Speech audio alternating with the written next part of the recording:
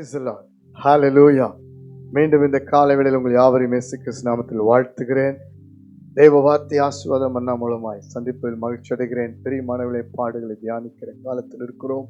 ஒவ்வொரு நாளும் கர்த்தருடைய சிலுவை பாடுகளை தியானிக்கும் பொழுது நமக்கு ஒரு ஆசீர்வாதம் உண்டாகிறது, அந்த வெற்றி உண்டாகிறது. ஹalleluya. இந்த நாட்கள் மாத்திரமல்ல, வாழ்நாள் முழுவதும் வருகை வரைக்கும் ஹalleluya பாடுகளை தியானிக்கிற ஒவ்வொரு சூழ்நிலையும் கர்த்தர் நமக்கு ஆசீர்வதித்து கொடுக்கிறார். இந்த நாளில கூட கர்த்தர் நமக்காக பேசுற தீர்க்கமான வார்த்தையை பார்த்து ஜெபிக்க போகிறோம். மார்க்கு எழுதின சுவிசேஷம் 14ஆம் அதிகாரம் 50ஆம் வசனத்தை வாசித்து பாருங்கள். அப்பொழுது எல்லாரும் அவரை விட்டு ஓடி போனார்கள். ஹalleluya, ஹalleluya. தனிமை, கைவிடப்பட்ட நிலைமை, ஒருத்தருமே ஒரு ஆதரவற்ற நிலைமை,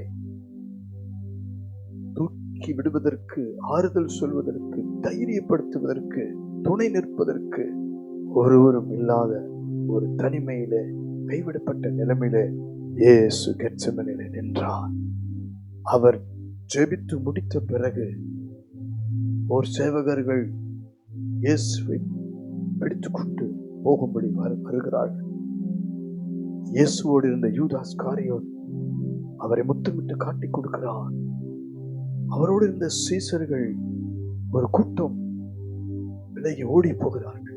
எல்லாரும் உங்க வாழ்க்கையை கூட இன்றைக்கு எல்லாராலும் கைவிடப்பட்ட நிலைமை இருக்கலாம்.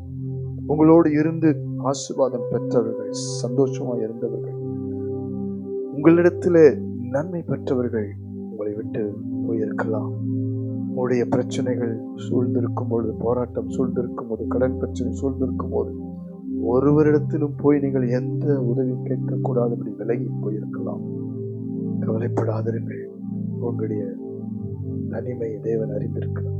கைவிடப்பட்ட நிலைமை தேவன் அறிந்திருக்கிறார்.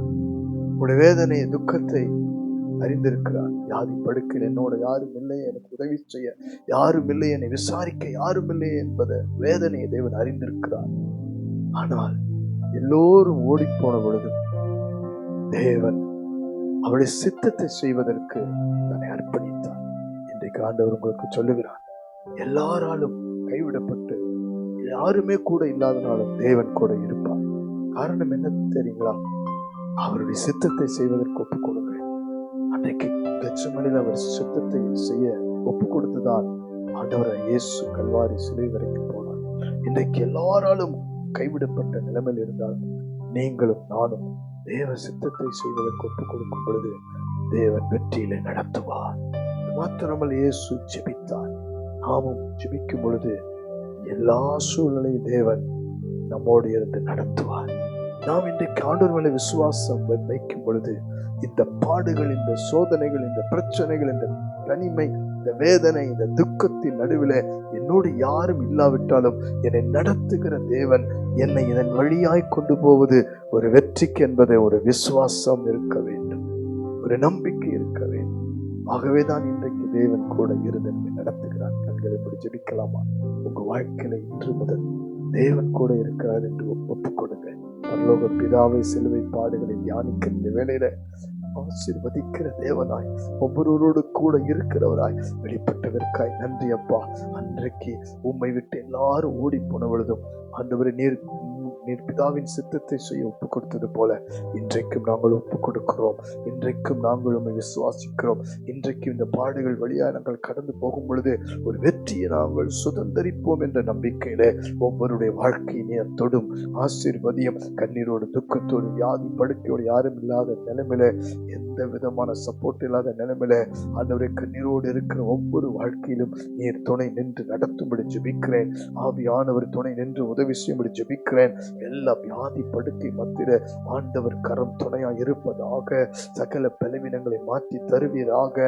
அந்த பிள்ளைகள் இல்லாமல், பெற்றோர் இல்லாமல், கணவன் மனைவி இல்லாமல் ஆண்டவரே தனிமையில வாடுகிற ஒவ்வொருடைய பேர் இழப்பு, துக்கம், இதன் நடுவிலே கர்த்தாவே நீர் துணையா இருந்து தொடர்ந்து நடத்தி உடைய சித்தத்தை செய்ய வைத்து ஆண்டவரே இவர்களை ஆசீர்வதித்து பலப்படுத்தும். இயேசு கிறிஸ்துவின் நாமத்தில் ஜெபிக்கிறோம். இன்று முதல் விசுவாசிக்கிறோம், நீர் கூட இருக்கிறீர். இயேசுவின் நாமத்தில் பிதாவே, ஆமென், ஆமென், ஆமென். God bless you. எல்லா சமயத்திலும் ஆண்டவர் கூட இருப்பார்.